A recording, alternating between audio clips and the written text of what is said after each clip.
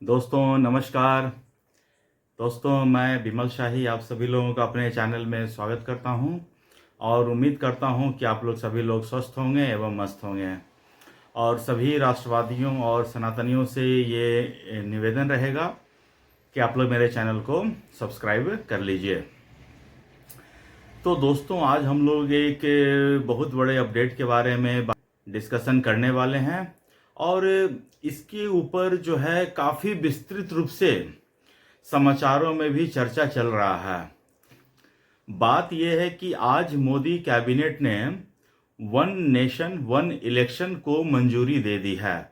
इसके जो प्रस्ताव था, इसके जो ड्राफ्ट, जो राष्ट्रपति पूर्व के राष्ट्रपति जो थे रामनाथ कोविंद, उन्होंने एक गहन अध्ययन सारे दल के नेताओं के साथ, एक टीम के साथ काफ़ी दिनों की कश्मकश और मशक्क़त के बाद एक उसका ड्राफ्ट तैयार किया था और मोदी सरकार ने इस ड्राफ्ट को अध्ययन किया, इस ड्राफ्ट को पढ़ा और इसे आज कैबिनेट के थ्रू पास कर दिया गया।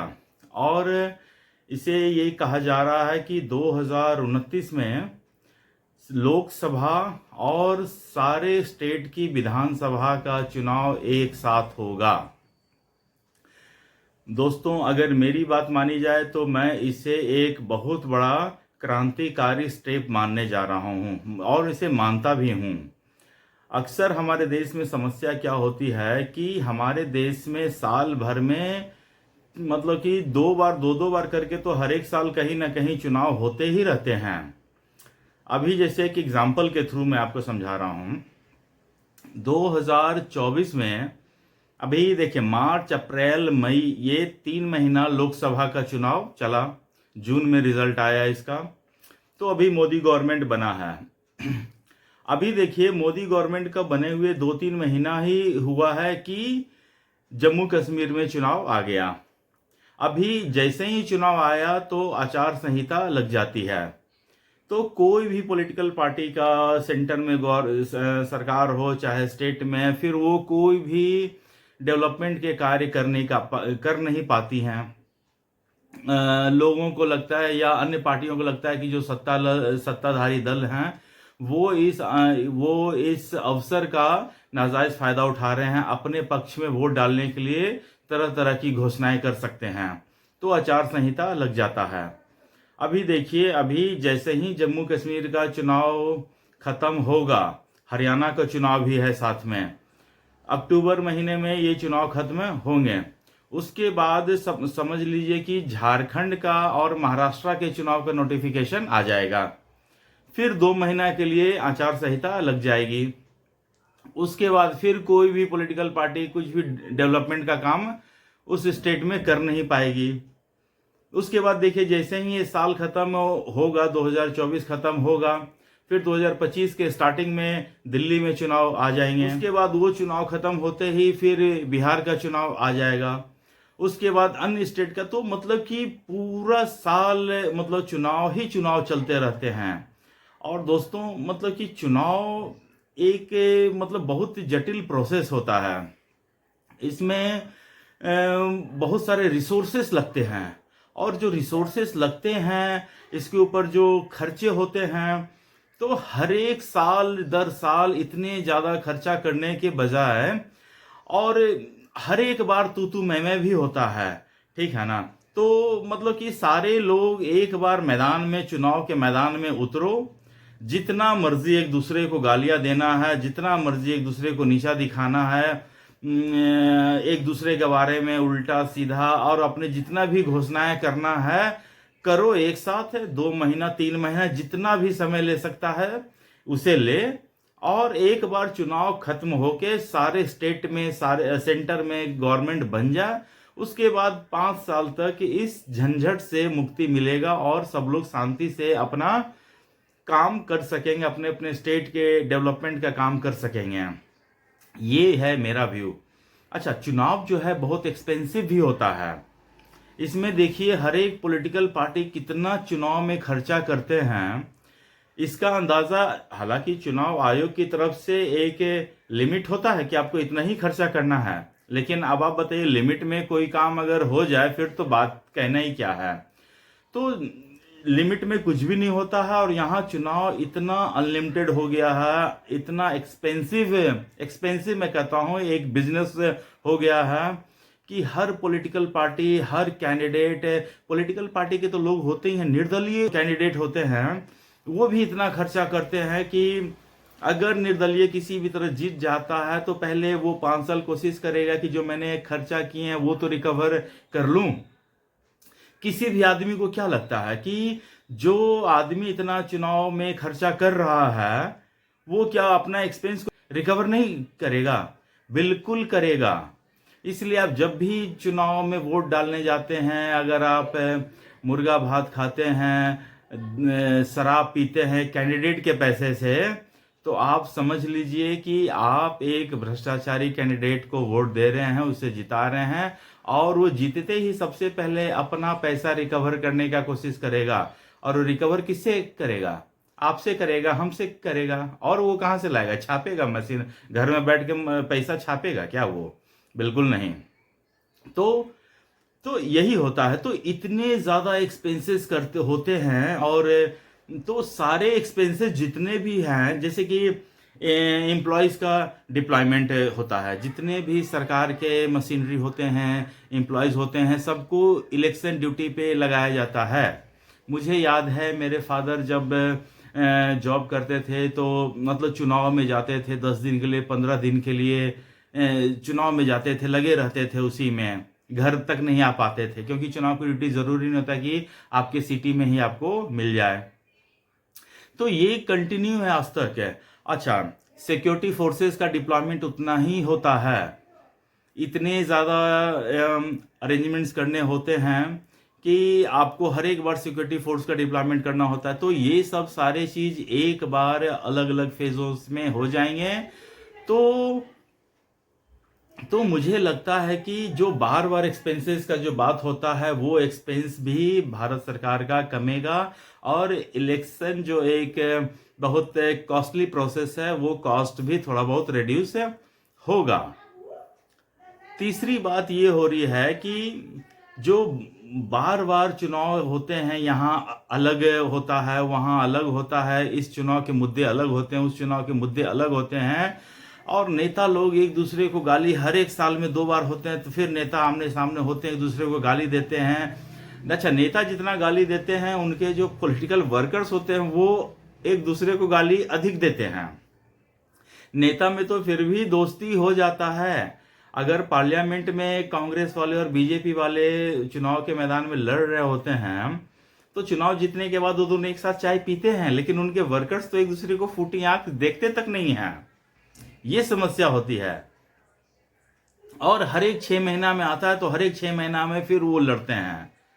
तो ये जो लड़ाई होगी सो एक बार में चुनाव हो जाएगा तो 5 साल तक कम से कम पॉलिटिकल पार्टी भी शांति से रहेंगे और उनके वर्कर्स भी शांति से रहेंगे, कम से कम अपने काम धाम में ध्यान दे पाएंगे जो भी करते हो जो। तो ये एक फायदा है, इतने सारे बेनिफिट्स हैं। अब जो है अपोजिशन पार्टी जो है वो इसके विरोध में खड़े हो गए हैं दोस्तों। जी हाँ, अपोजिशन पार्टी को तो ऐसा लगता है ना कि मोदी सरकार कुछ भी काम करे उसमें उनको कुछ ना कुछ कमी निकालना ही होता है।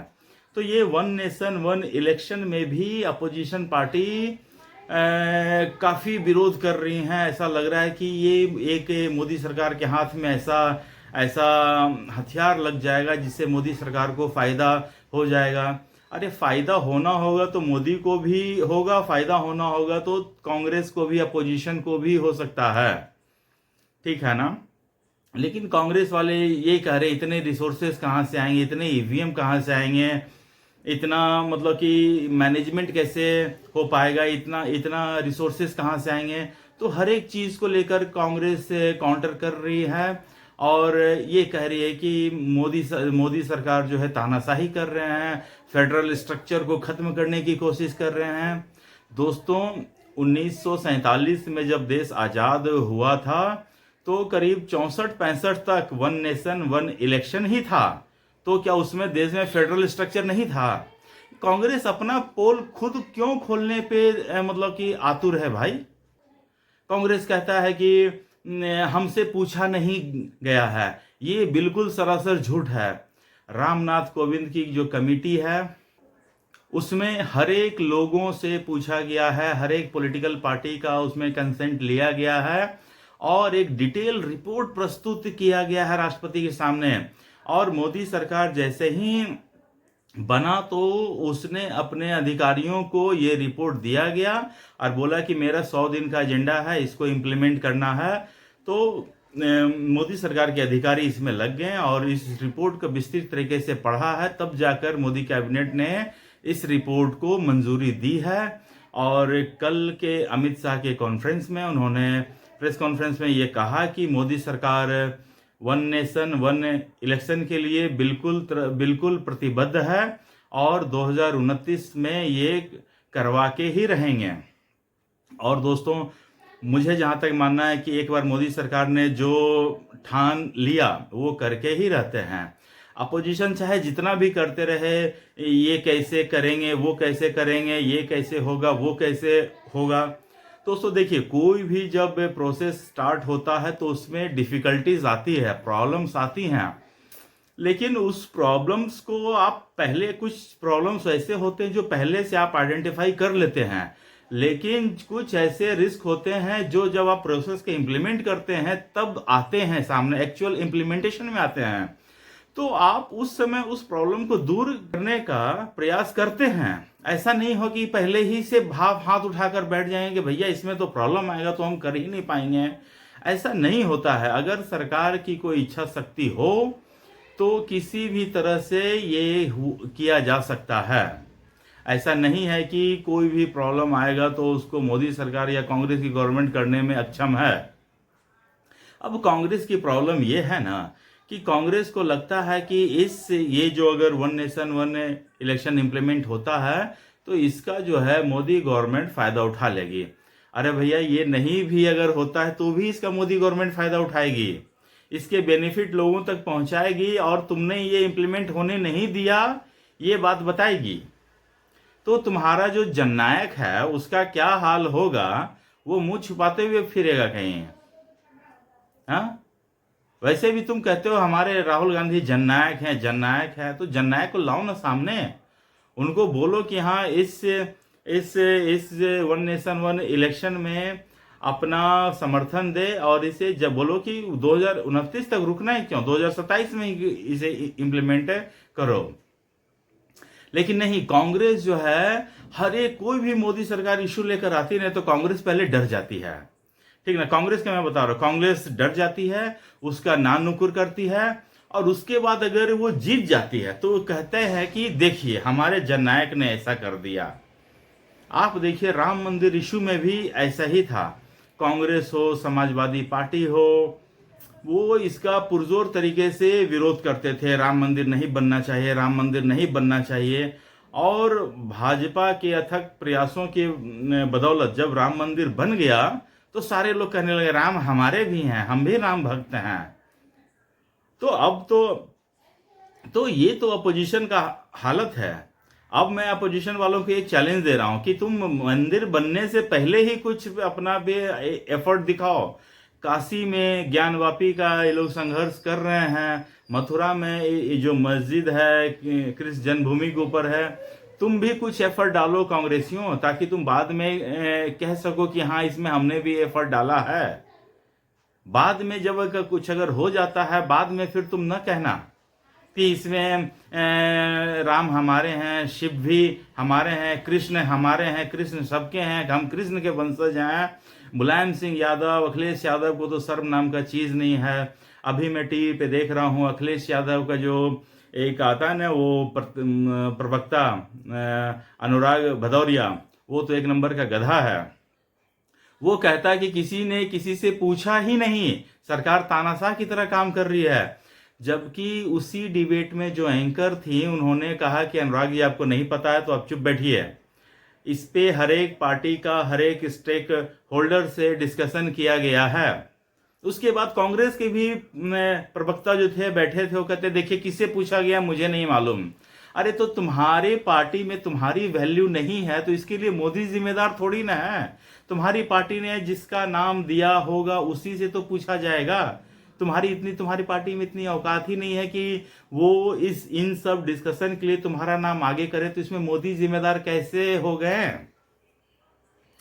दोस्तों, मुझे तो लगता है कि वन नेशन वन इलेक्शन एक वेलकम स्टेप है और हम सभी लोगों को इसमें अपना समर्थन देना चाहिए। अलग अलग पॉलिटिकल पार्टीज चाहे जितने भी हों, वो अलग अलग विचारधारा के लोग हों, लेकिन ये जो एक वन नेशन वन इलेक्शन जो मोदी गवर्नमेंट ला रही है, ये इसका समर्थन सबको करना चाहिए। मोटा मोटी बात इतना ही है। और इसमें किसी भी तरह का, इसमें सिर्फ देश हित ही है। इसमें किसी तरह का किसी पॉलिटिकल पार्टी का फायदा और नुकसान और ये सब नहीं देखना चाहिए। फायदा किसको होगा किसको नुकसान होगा वो जब चुनाव आएगा तब का तब देखा जाएगा। इसमें किसका फायदा होगा किसका नहीं होगा ये उस समय इलेक्शन के समय क्या परिस्थितियां उत्पन्न होती हैं इसके आधार पर देखा जाएगा। लेकिन पहले ही से ये मान लेना कि हमारा नुकसान होगा उनका फायदा होगा, ये सोच गलत है और विपक्ष के लोगों को इस सोच से बाहर आना चाहिए। मेरा तो इतना ही सुझाव है, बाकी विपक्ष की अपनी सोच। दोस्तों, आज के लिए बस इतना ही था अपडेट है। आप लोग सब खुश रहिए, स्वस्थ रहिए, मस्त रहिए। नमस्ते, बाय।